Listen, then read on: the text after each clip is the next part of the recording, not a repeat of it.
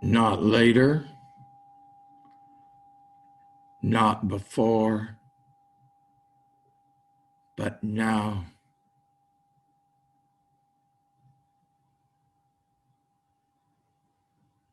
Not later,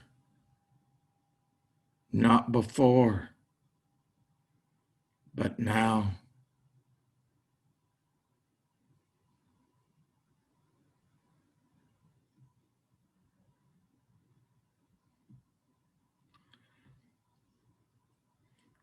This is the moment of opportunity.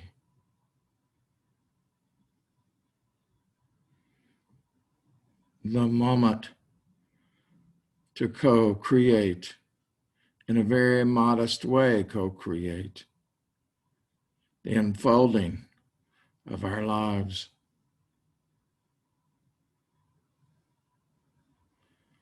Not later,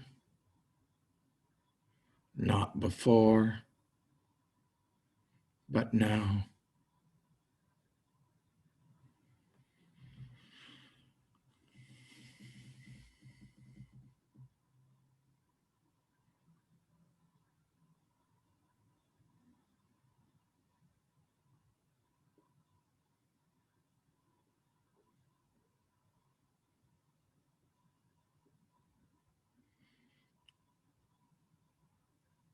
Mindfulness front and center.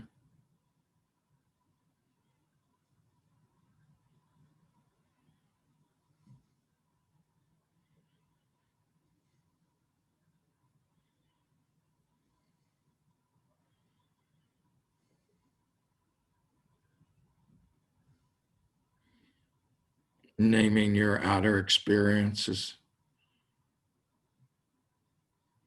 the room, the temperature, light, whatever they may be.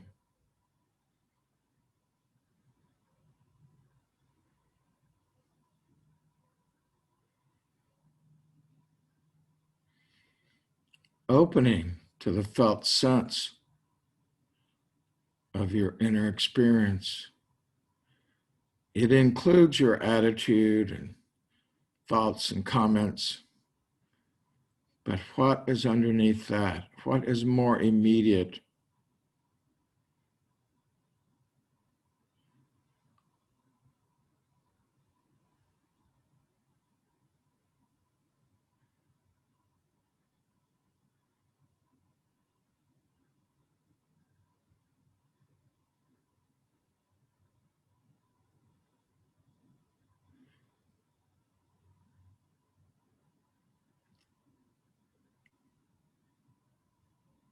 Can you feel the presence of the capacities of consciousness, that the ability to be conscious is present? Not what you're conscious of, but this very capacity.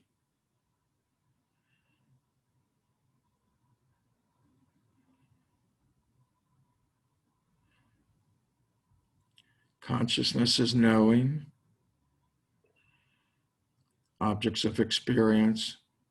Mindfulness is knowing how we're relating to those objects of experience. This capacity of consciousness knows that knowing is occurring, that conscious moments are occurring, but it's just a capacity.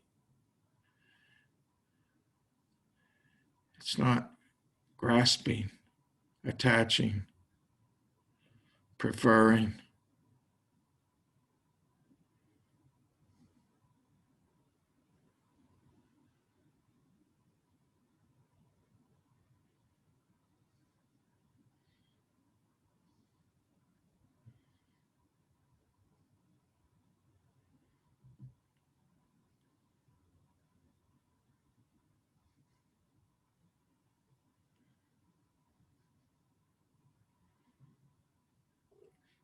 Not before, not later, but now.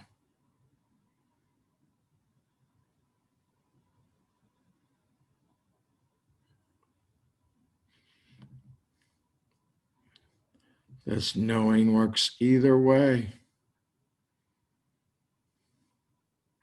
Sometimes it's before that is pulling us, sometimes it's later.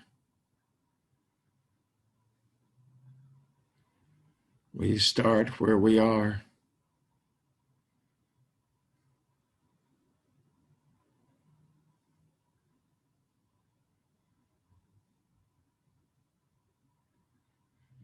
Attention to the body, gently moving.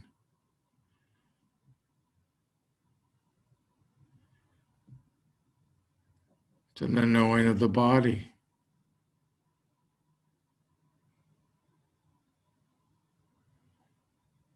To knowing embodiment. The nature of body illuminated through this illuminating power of consciousness, these capacities.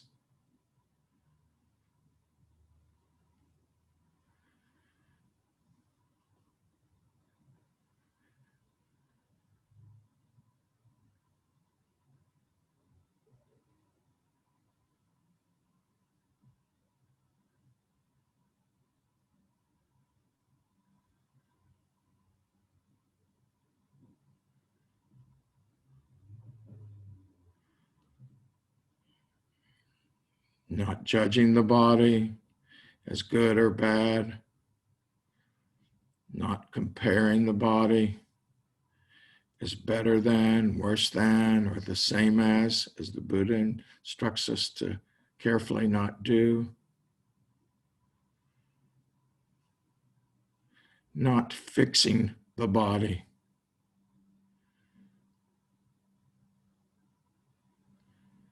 But rather knowing this embodiment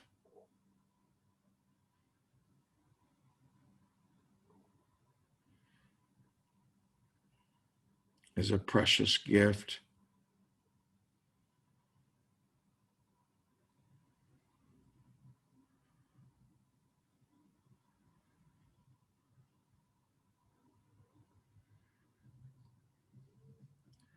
When we are quiet and not pushing against the body experience, even when there's difficulty in the body, there is a kind of ease. So ease when the body is not challenging and it's discomfort. Ease when the body is challenged. Feels different in our interpretation, in our narrative, but energetically not so different.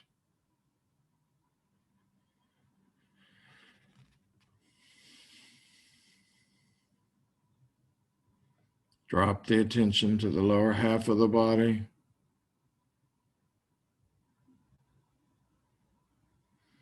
On your own, find the earth element in the lower half of the body.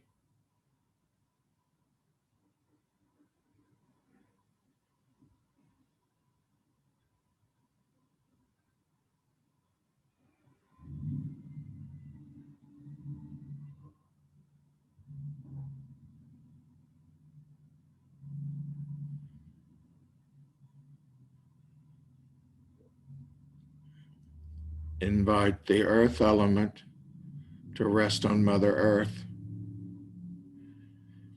When you are ready, you may be going slower than I am guiding us.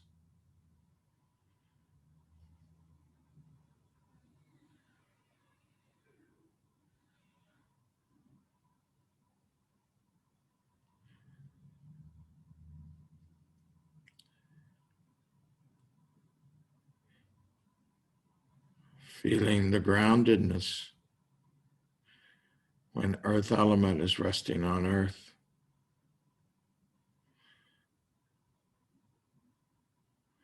And now move the attention to the upper part of the body. Feeling weight underside, maybe relaxing the tension in the jaw.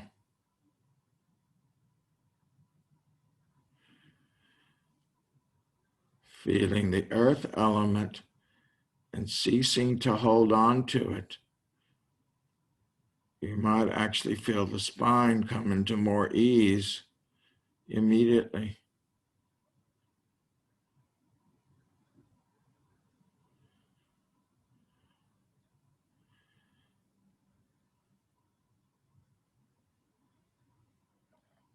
Earth element in the upper body. Hard, firm, heavy. Releasing earth element.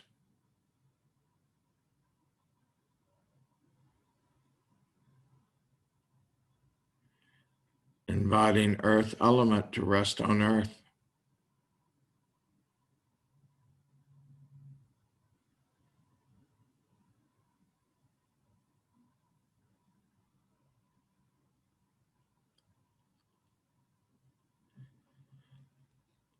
Sitting in the bones.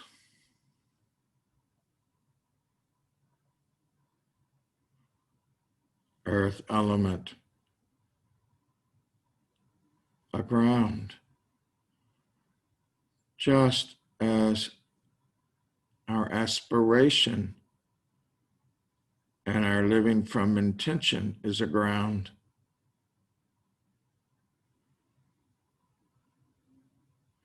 So, earth element resting on earth is a ground.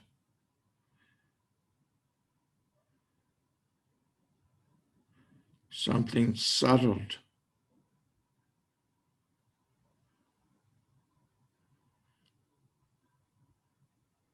The mind and nervous system become more available.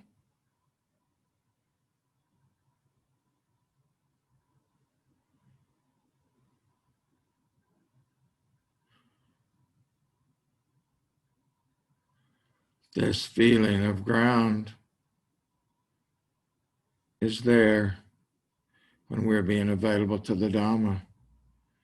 It's a ground.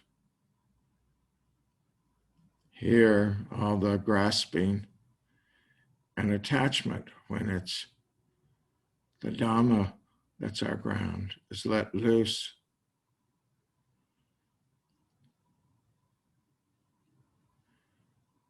Stillness in the earth element, relative. So it is with aspiration, intention, and being available. Wholesome intention is a ground. Just like earth element resting on earth is a ground.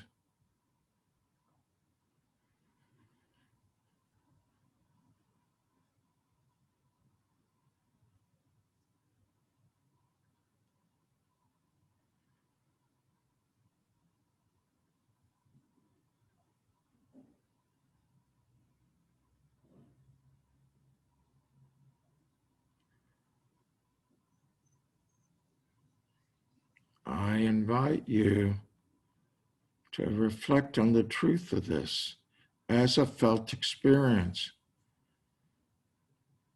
not later, not before, but now. You verify.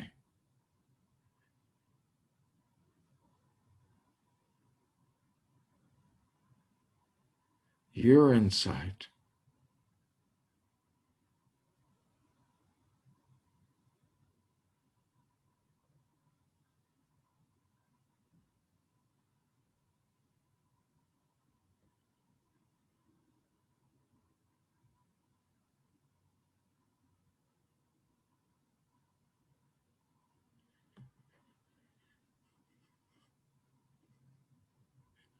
Taking the stillness of the earth element as our object of meditation.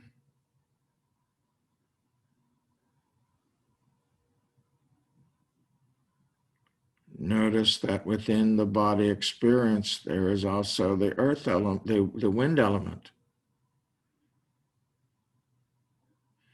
This is discernment.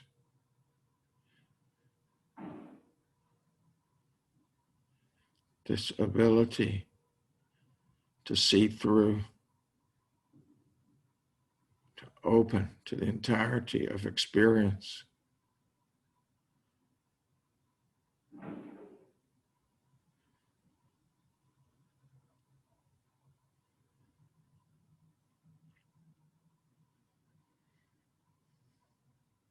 This wind element, which we refer to as breath,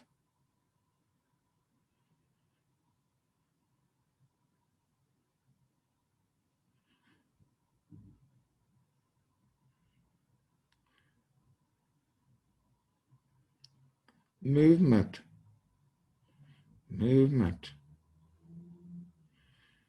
movement in all forms.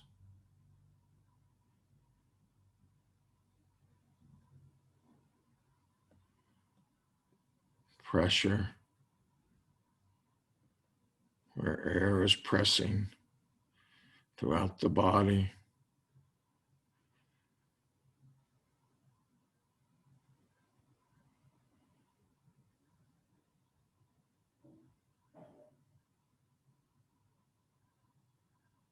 Tingling,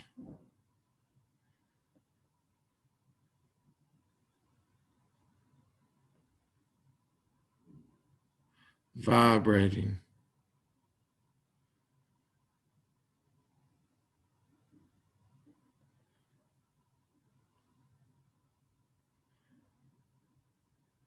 movement rising, like in the abdomen, movement falling.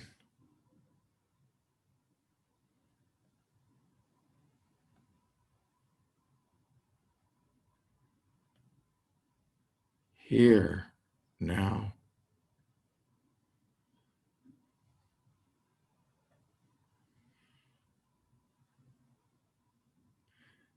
Relaxing the body, surrendering to experience being known as it unfolds, as it occurs.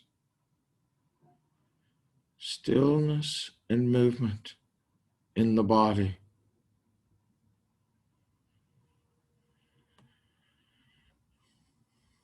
Receiving, relaxing, recognizing.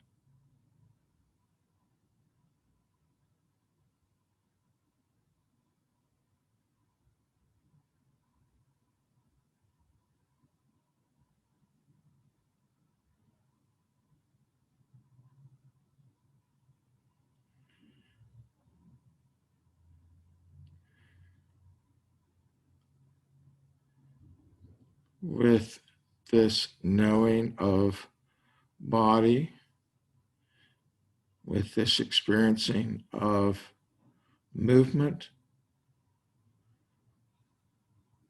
we slightly incline the mind, very slightly, to knowing the vital body, the life force in its own terms.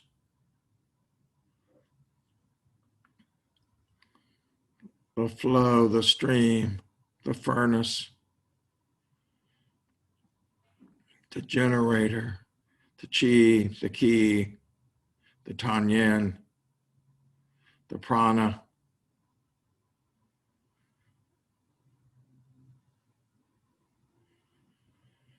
Same relaxed attention.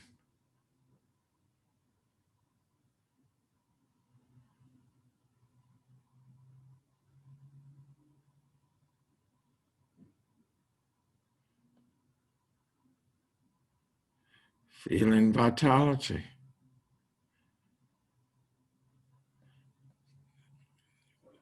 Feeling the capacity that can recognize, have a felt sense of the vital body, this capacity of consciousness, this level of being where what is being known is vitality.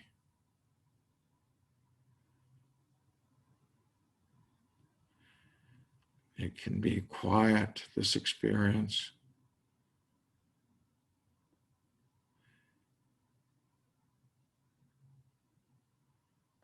or strong.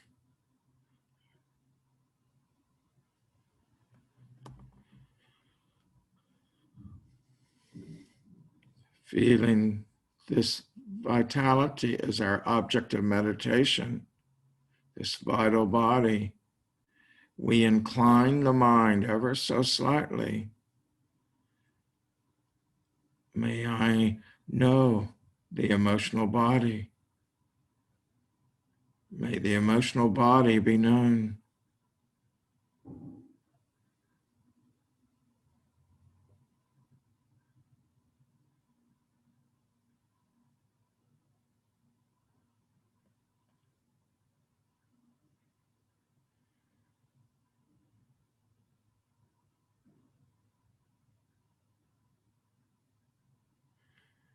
Feeling this capacity as our object, that all of our emotional capacity lies in this body. That there is a presence in consciousness that registers emotions, recognizes them, generates them, responds to them.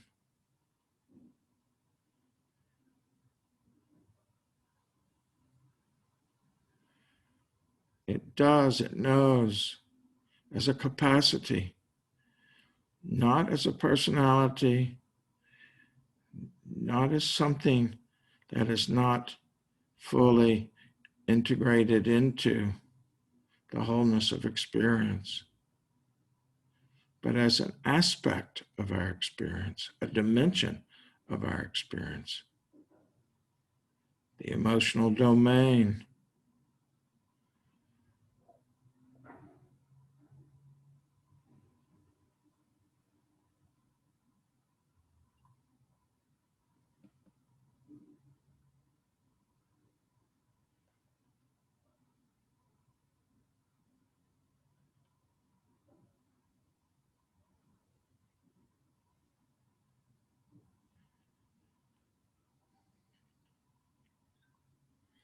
Waves of emotion come from this body and settle again.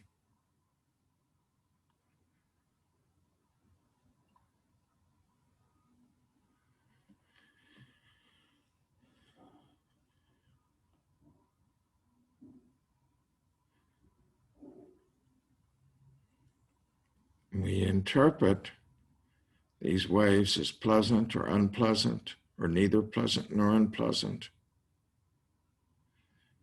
This is the second foundation of mindfulness, this interpretation.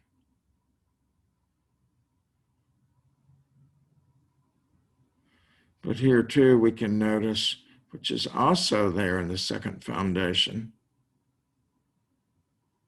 whether they are worldly, pleasant and unpleasant waves of emotion, or unworldly, of a more dharmic nature, these waves.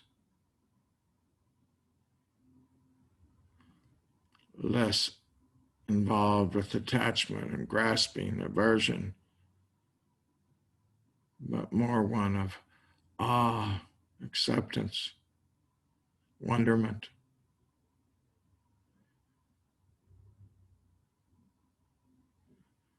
Feeling the capacity, the emotional body itself, this body of capacity,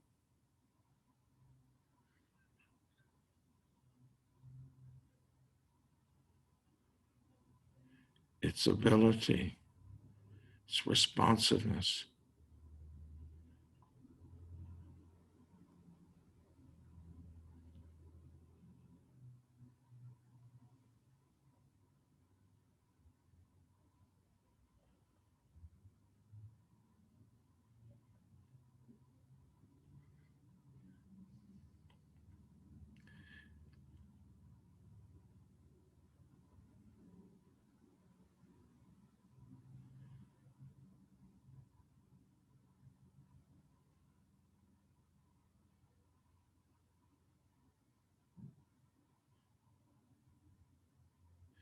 You're being asked,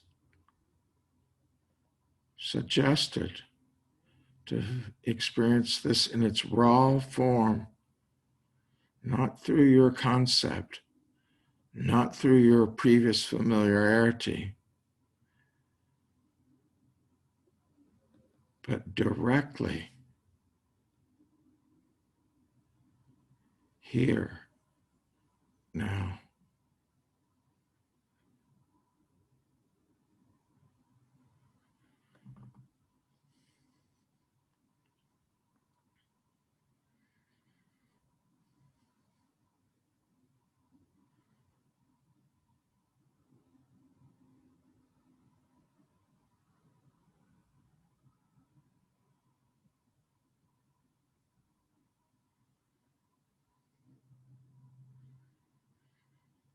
Sometimes, when I myself have this full access, it's the stillness of the emotional body,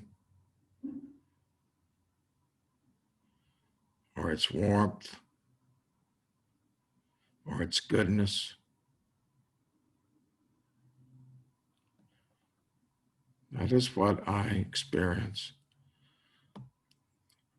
Other times, there's so much vitality feeling to it, or there's some sort of enthusiasm that's hard to name, that's sort of like a little gurgling or something of presence. It feels so alive, this emotional body, but just sometimes.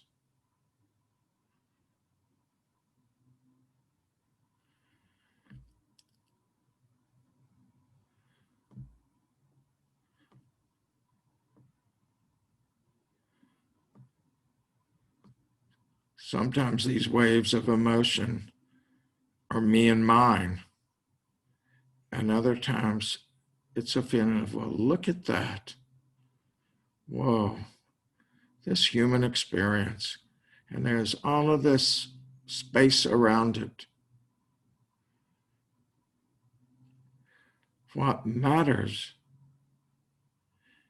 is that we are being present for, recognizing, feeling these differences, accessing, knowing.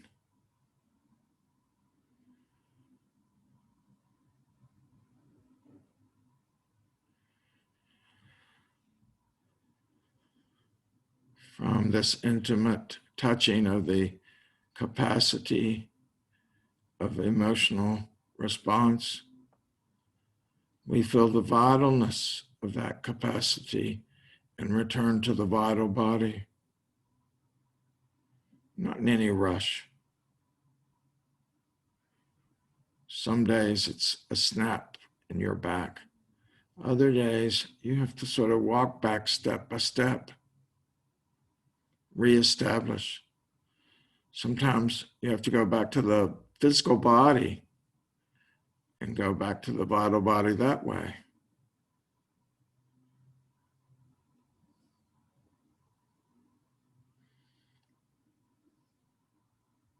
It's just practice.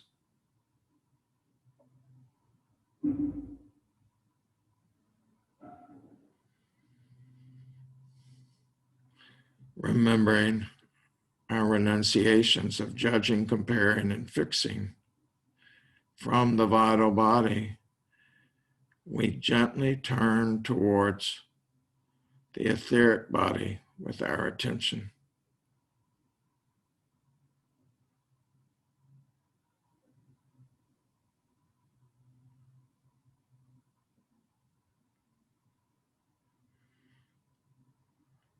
You may open to a vastness of space.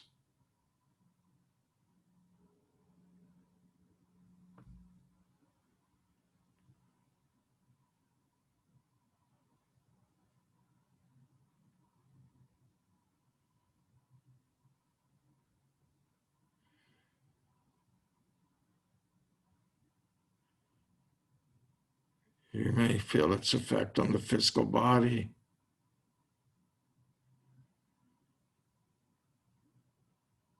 You may open to this incredible energy.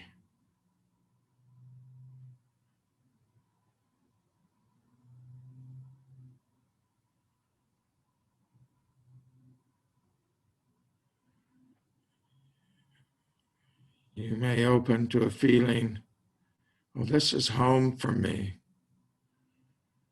So familiar, or not so familiar, but so recognized.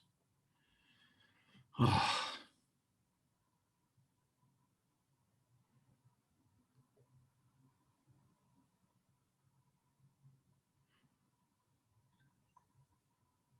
well-being without story, well-being without personality.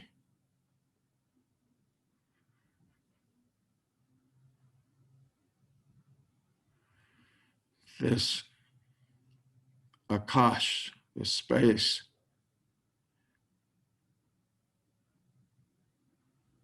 where what's called the psychic heart resides, this caring before it's become fully manifest in the emotional body flows through here, originates through here.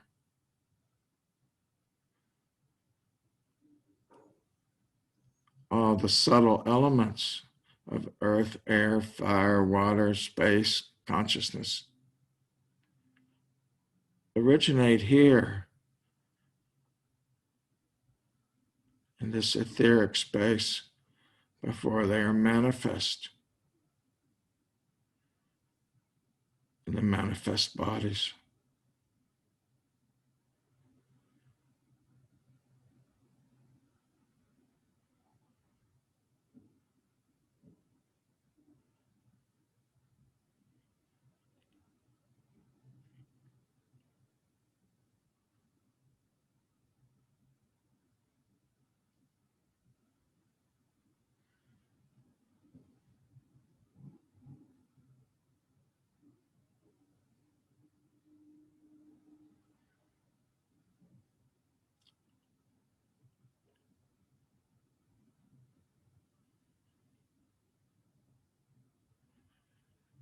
Once again,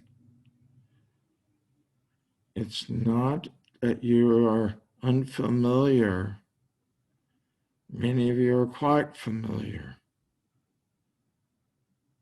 The invitation is to open to the rawness, the directness.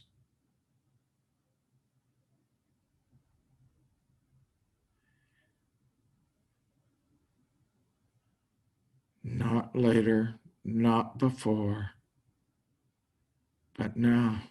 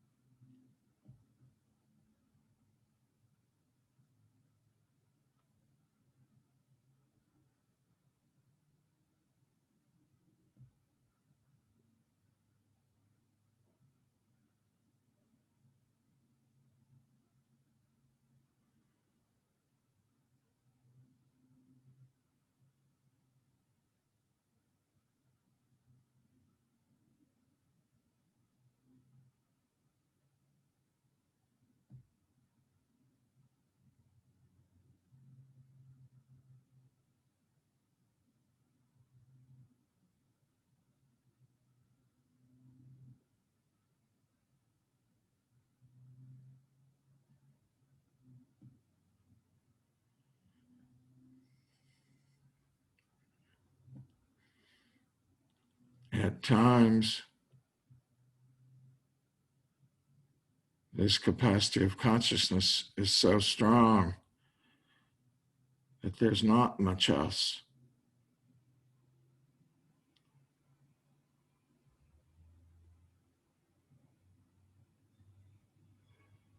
At other times, we can have in the background or sometimes moving forward any of the other capacities of consciousness, like the body may come forward or be in the background and you're aware, you're there in the profundity of the etheric level of consciousness, but you also feel your embodiment. That's not a problem. Or you're feeling vitality and feeling how the etheric feeds the vital body. That is not a problem.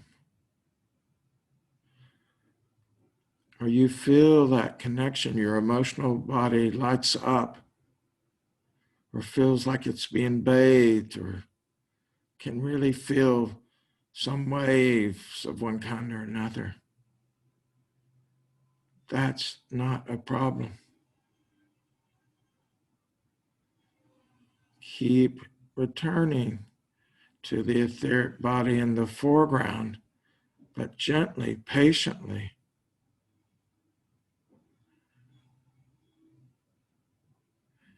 You may hear sounds.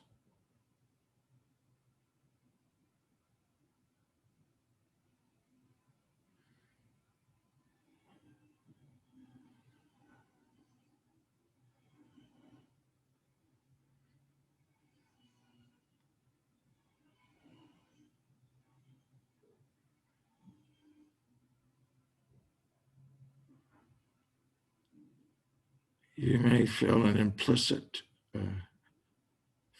feeling of the structure.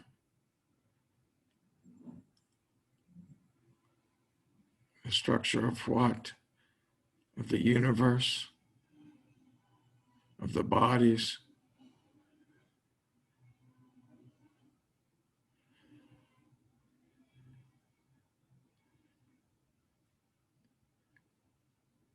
You may feel a kind of implicit order, a kind of lawfulness. The nature of nature, it's said in Buddhism, in Theravadan Buddhism. You may feel nature in this, just the implicitness of it.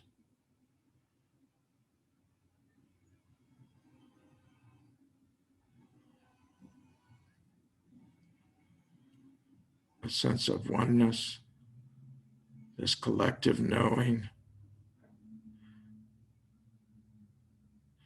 Just the felt sense.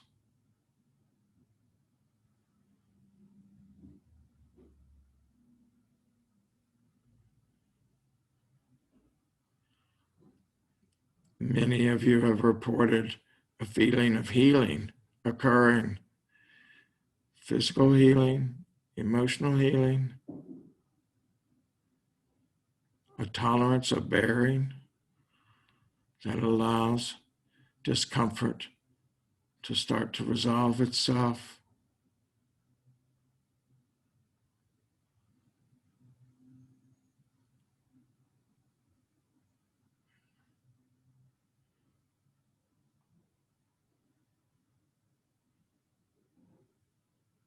Once again, it's not what you intellectually know, but rather how present you are for the experience of receiving, of directly knowing, not using the intellect, the old coconut, but more your heart and your intuition.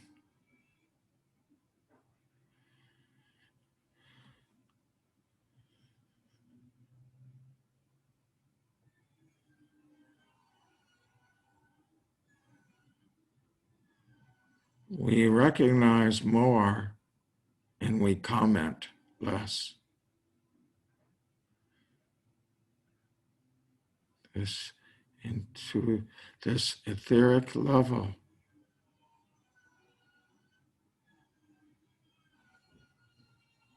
domain,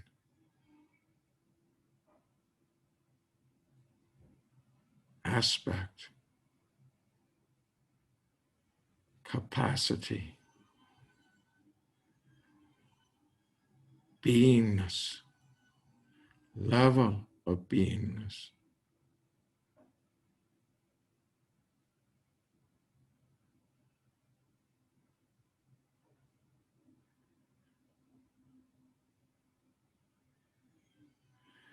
At any point from when we start on,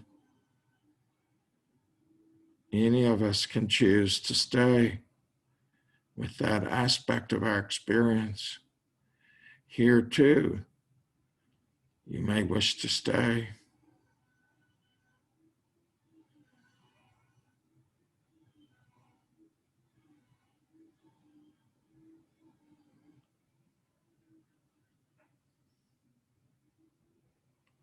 Taking our experience, whatever it may be, of the etheric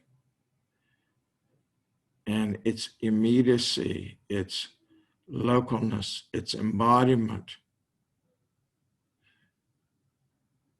or our embodiment in it, if that's more clear to you. We then, if we choose, open to that capacity of consciousness that has a non-local flavor.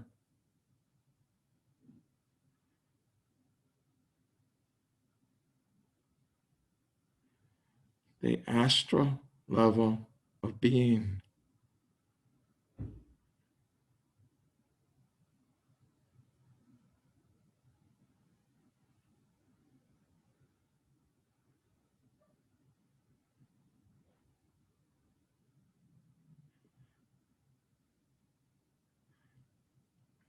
I invite you to stay tethered to the physical body in this exploration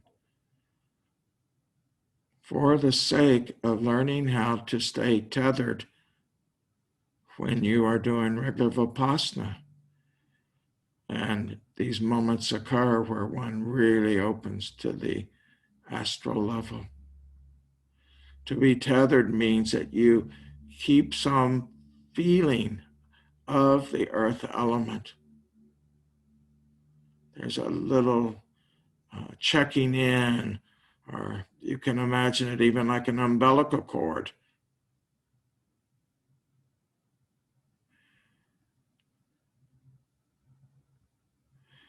Or like a rope with a kite.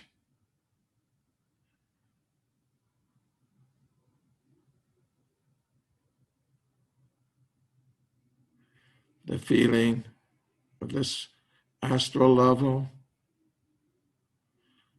can be one of not quite here,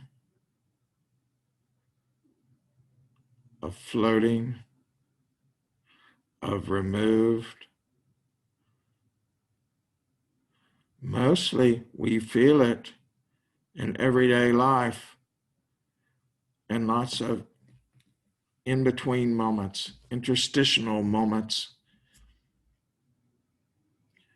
where for some reason, some stimulation, it can be emotional, but not just emotional, we sort of tune out. We're here and not here. Oftentimes it's the body that we feel somewhat removed from, the physical body. But sometimes it's the emotional body that we're just not quite present for our emotions. It's not that we don't have some emotions. We could or could not feel the emotions. Sometimes we just don't feel the emotions at all. Other times we're feeling them, but we're not really present to feel them directly. This is a capacity of consciousness. It's not a good or a bad. It can be used skillfully or unskillfully. with familiarity, we can recognize all the skillful ways we already use it, the turning towards this, and recognize ways that we are not so skillful.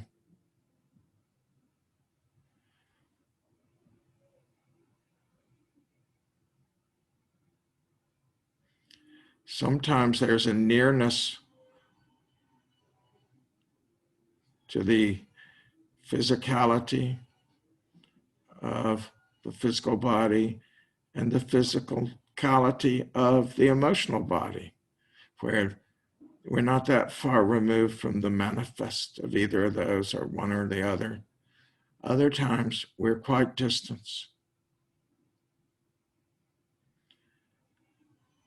And other times still we are involved in a kind of traveling, for lack of a better word. But the vast majority of our experience is this hovering near. Oftentimes it's because we needed to take shelter in this capacity of mind because something was overwhelming us.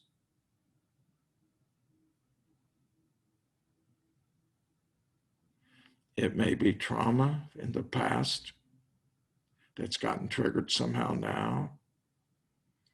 It may be self-consciousness.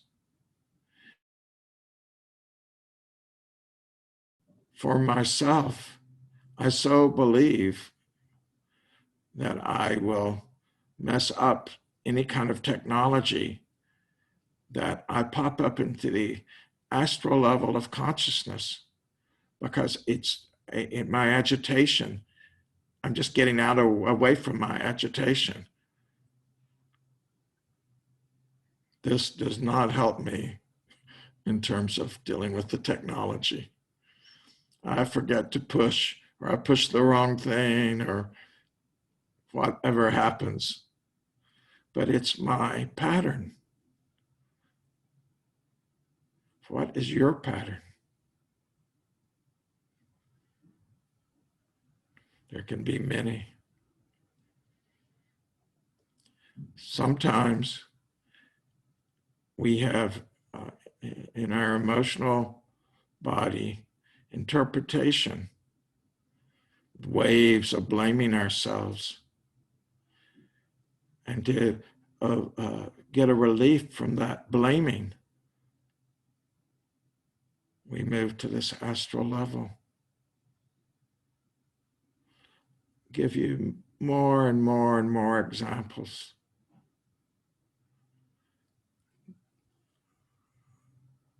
I am asking you, the request, the practice is to know this level of consciousness directly before we try to understand all the ways we use it to feel it. What is this?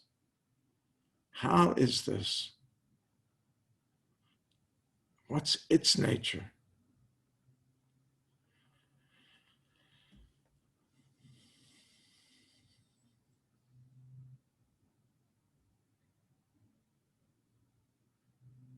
To recognize its unique usage by you.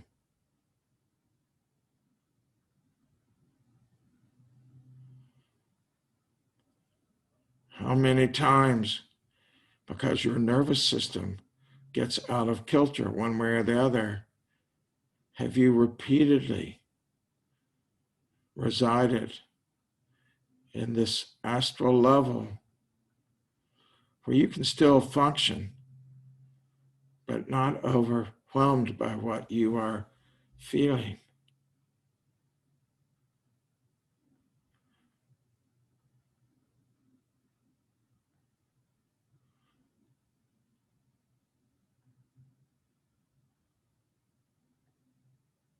What does this feel like to you?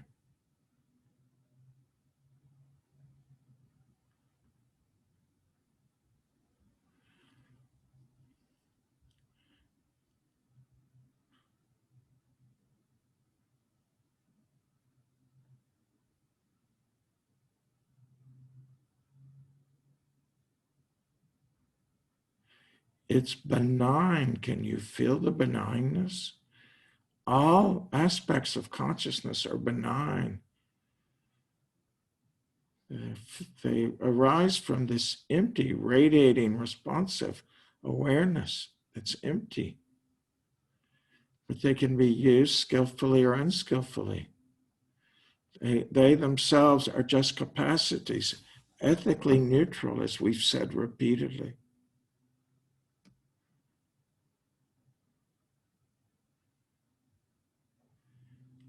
In your practice, you can have insight while residing in the astral body, just as anywhere else.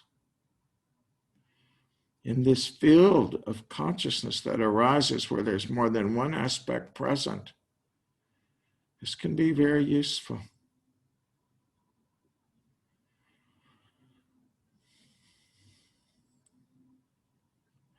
These kind of superordinary experiences that can occur here are phenomena of mind.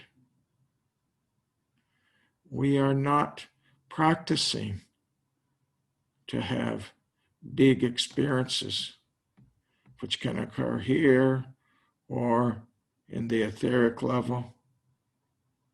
We're practicing for freedom, for well-being. We're grounded in that aspiration. We're grounded in our intention in this moment. It's an integrated vision, this practice. It's whole in every piece.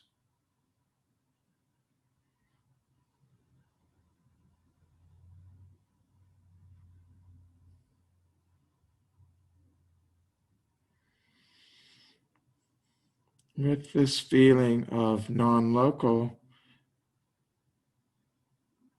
as our object, so that we can discern the local feeling of the etheric, we return to the etheric level of consciousness.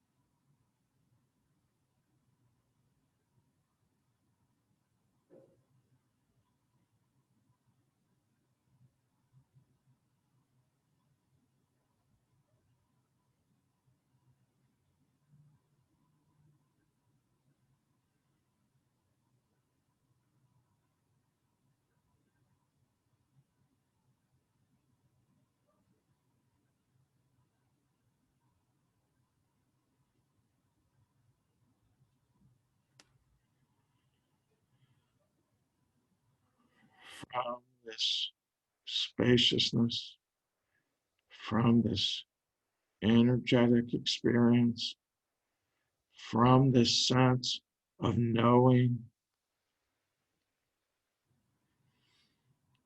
we incline the mind towards the intuitional level of consciousness.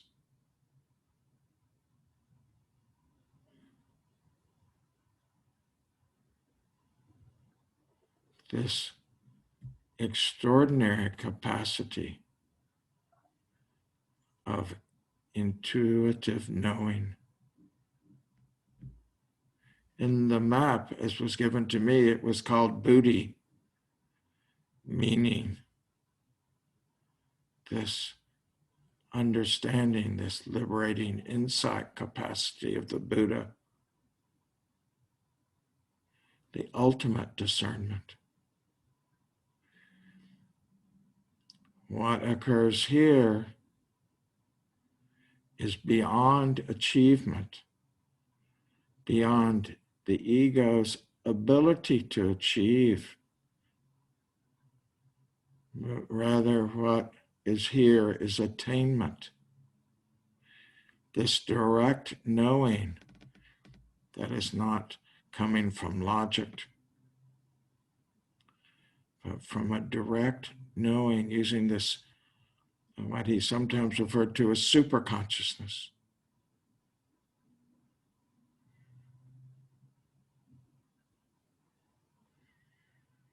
It's characterized by a stillness of mind,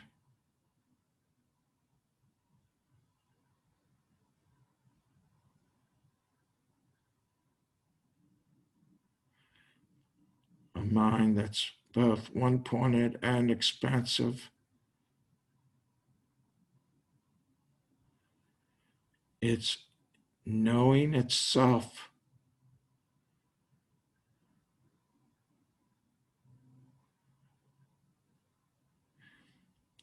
It arises often in our experience with the etheric body,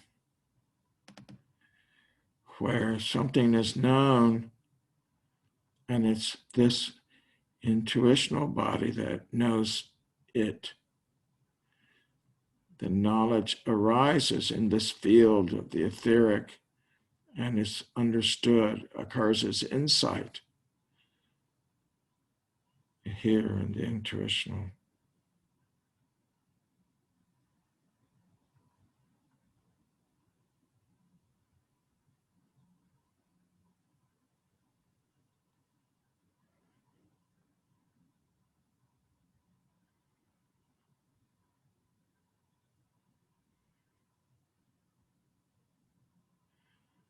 Here is where the peace that passeth all understanding may occur.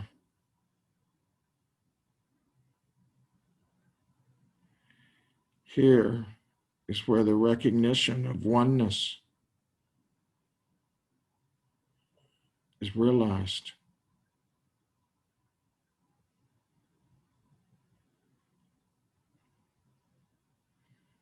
This capacity of consciousness realizes the 12 insights of the Four Noble Truths.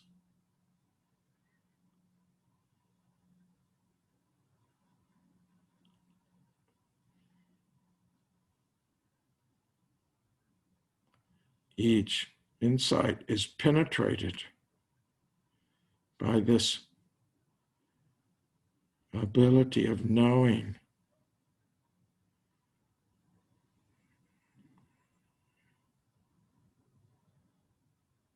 We've all touched it in our practice and in our daily life.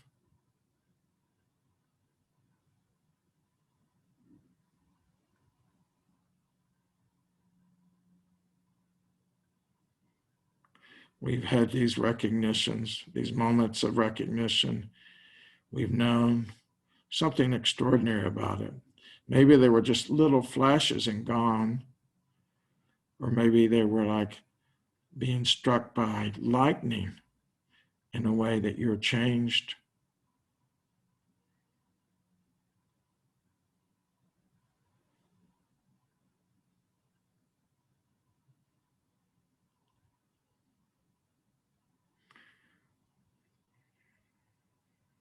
All the levels, aspects, domains of consciousness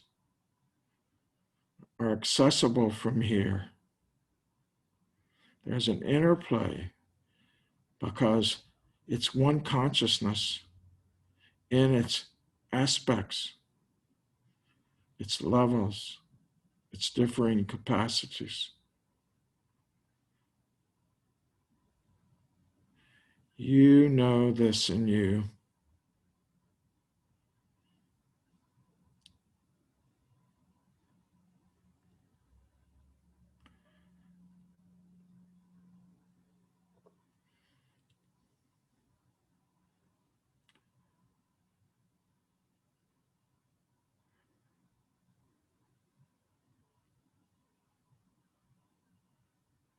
Sometimes dwelling here can seem like too much. And so we say later.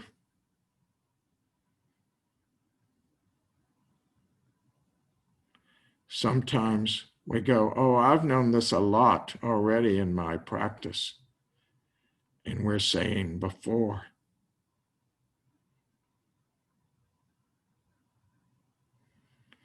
Neither before nor later, but now, directly opening.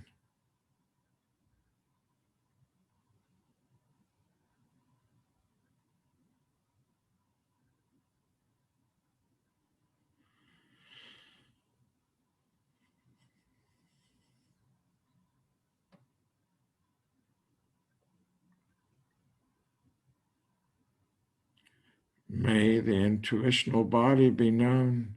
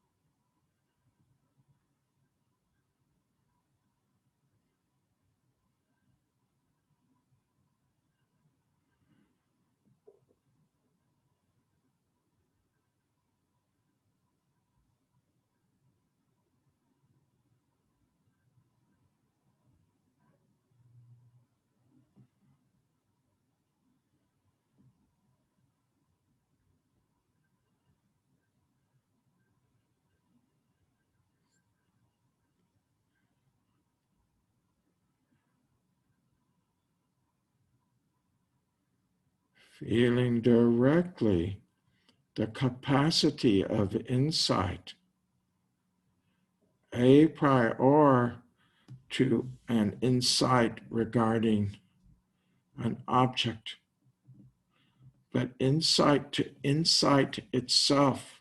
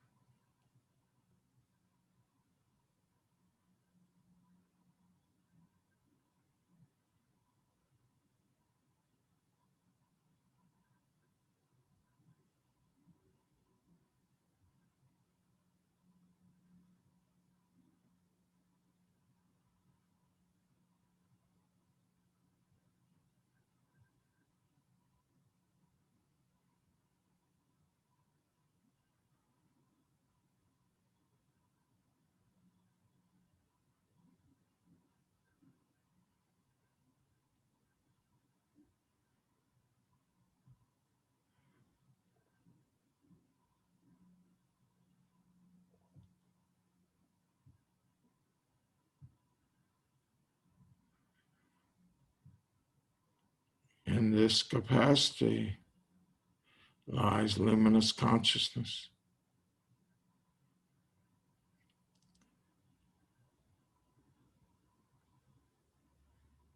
In this capacity,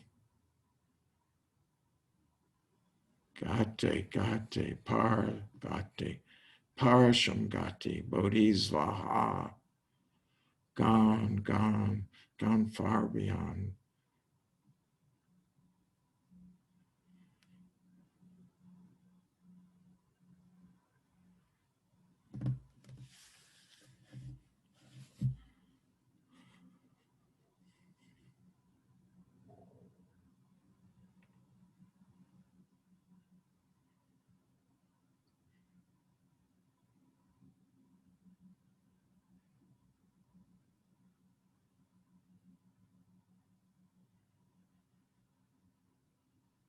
Empty, empty.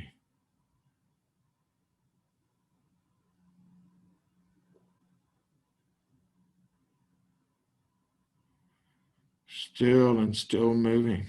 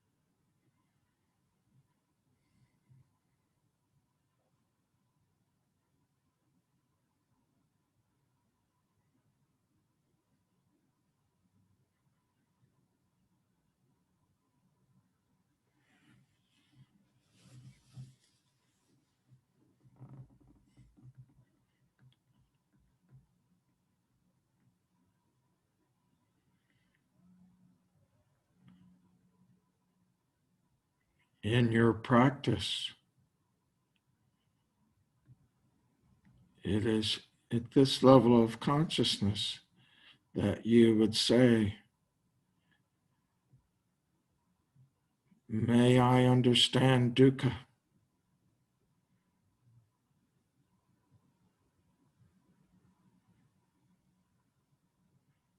or may I know the truth of anicca,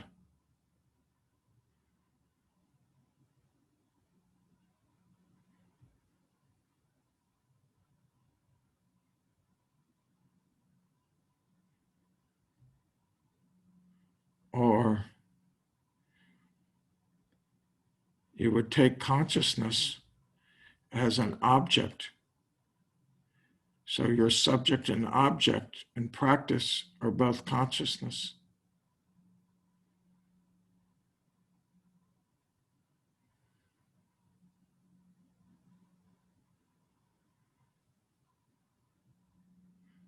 It is here that what is meant by emptiness is understood, realized.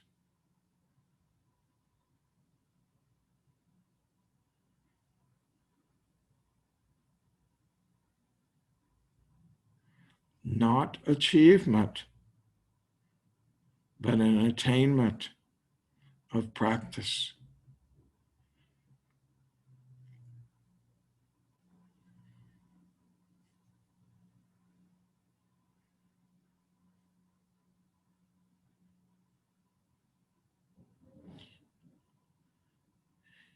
It is here that one realizes the island, which we cannot go beyond. It's described so beautifully in the book, The Island.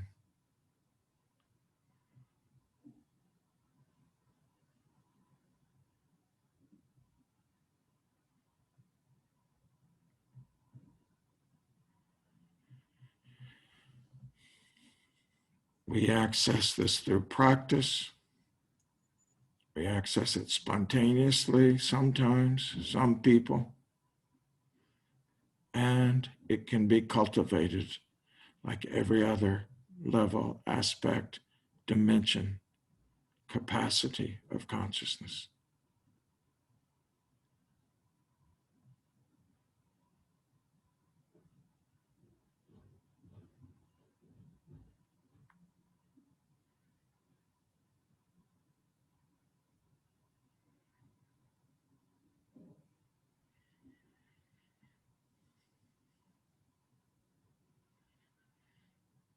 as our practice matures, there are times when we can directly, deliberately go to this level of consciousness.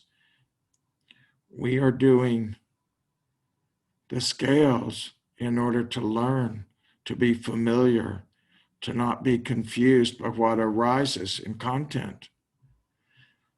But at times, we will have such freedom. We will be so grounded, so clear in aspiration and intention, so unburdened by emotion, by grasping, that we can just go and experience.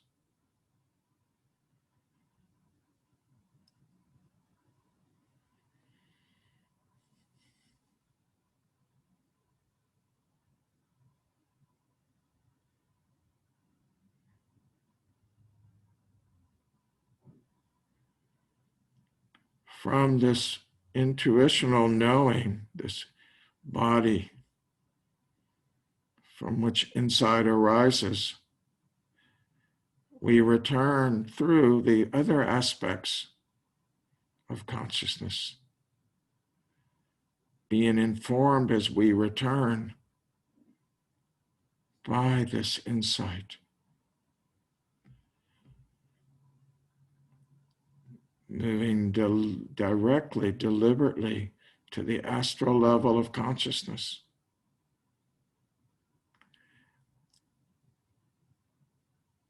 From insight, you might consider it as a portal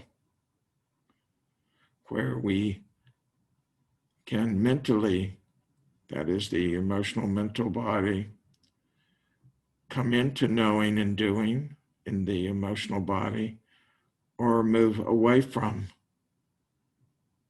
It's a portal for non-local experience and for local experience. The Karma Indra and the Gyan Indra in the Hindu yoga forest tradition, organs of action and doing, flow in and out through this portal.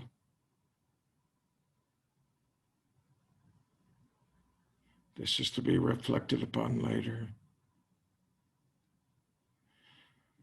From this level of the astral, we come to the etheric,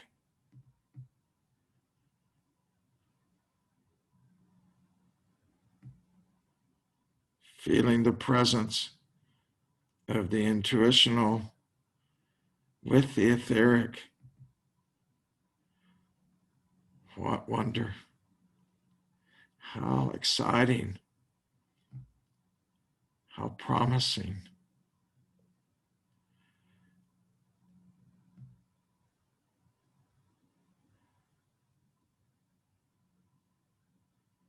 How much we have to learn.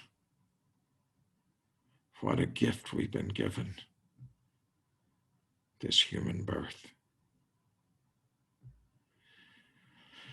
Feeling the three manifest bodies, we drop into the vital body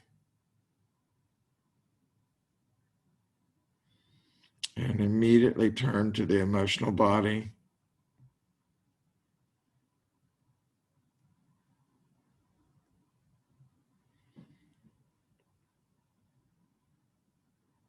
Feeling this love capacity generated in the etheric, the psychic heart there in the emotional body. Just as an idea now, maybe, but to be open to later. And without further ado, either directly into the physical body or back through the vital body and to the physical.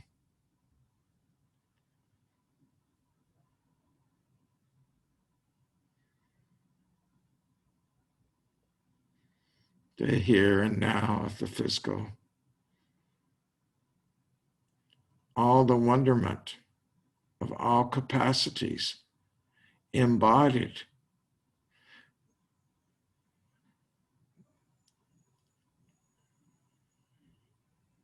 Staying mindful until we know that there is a body. We know there is this body, this embodied capacities.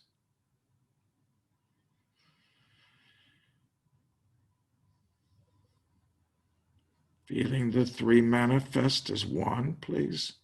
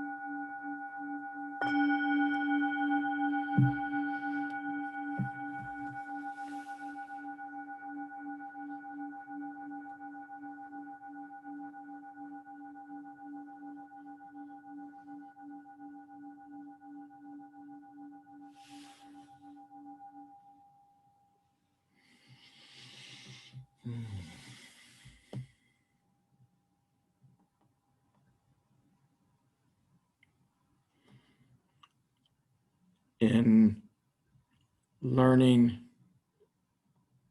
this map, I would sit here in this very chair for 3 hours at a time, going through these bodies.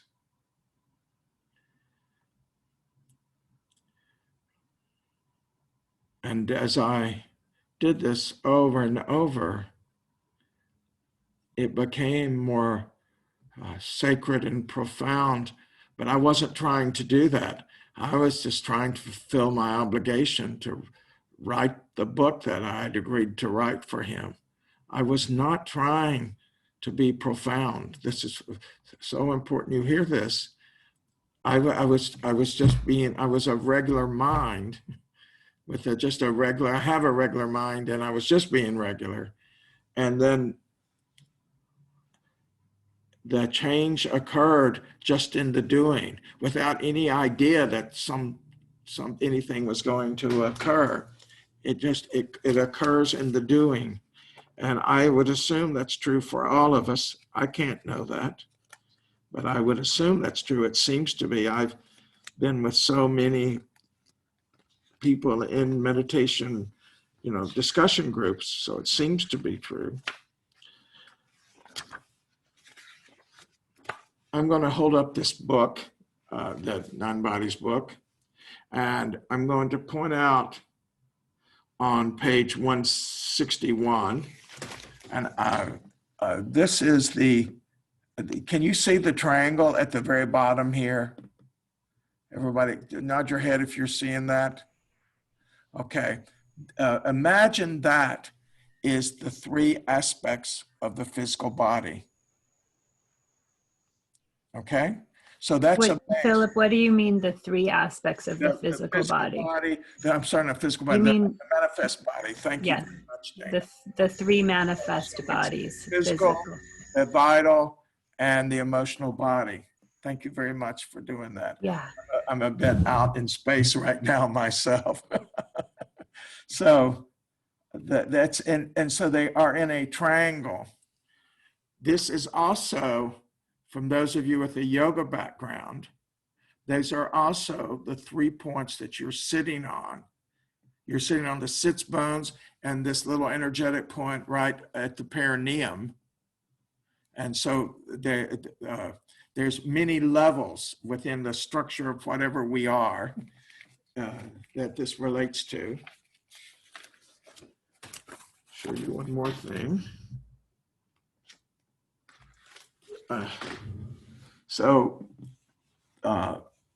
In this illustration, you can see the triangle again, but here there is in that map of change, there's energy moving up and down. There's energy moving up and energy's coming down.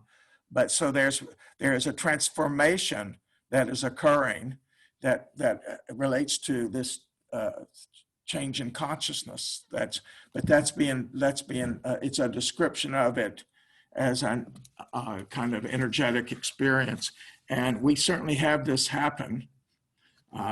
It's not described in our Theravada tradition that's come over here, but it certainly happens on retreat to people. So these three manifest bodies are profound. They are not less than. This is what I'm wishing to convey to you. They are not less than. If we're understanding it that way, because we have such access, we take them for granted. It's like sort of embarrassing, that we do, but we take them for granted. And so as we open this way, again, there's one place in the Majjhima where it's described as awe, that the feeling about the whole world is one of awe. It's not, that awe is all around. It's not preferential. The nature of nature is being known everywhere. Hard to capture that, but many of you have been on a number of these retreats now, and so I'm particularly speaking to you in terms of you continuing on with what you've learned, what you've gained. So this is another day of practice, sitting and walking as much as you can, giving your morning fully over to practice as much as you can for you. And how long you walk is based on your conditions, but walking, moving the energy, again, I say walking, but any kind of movement. And then in the next sitting, again, sitting as a practice, not as a form of the body. We're opening to this. You can go quickly through. You don't have to go as slow as I'm going. I'm pulling out detail. I deliberately so slow with each of the bodies because I'm pulling out different details for different people, because each of you are going to respond to somewhat different descriptions. So I'm pulling out each of these as best I can in a number of different ways so that you have more points of entry to your experience of each level of consciousness. And sometimes what you hear, you're going to experience 6 months from now, but you will go, that's what he meant, or 2 years, or 10 years. We're being available to the Dhamma. We're not in charge. It's not like we can go to the gym and we can build up within our capacity the muscle in a relatively short period of time. And we have a significant degree of control over that. This is much more surrender. It's not the same. We don't have the same relationship to finding this kind of freedom that we do with we can lose weight or whatever. It's not like that. It's a more humble, it's a more being available kind of practice for our well-being. But that availability brings well-being all along the way. The Dhamma is good in the beginning, in the middle, and the end, the Buddha says, and it's so true. Don't mean to be preachy here at all with that, but our sincerity of this beginner's mind, this don't know mind, so helps with the through line of practice towards the liberated heart. It so helps.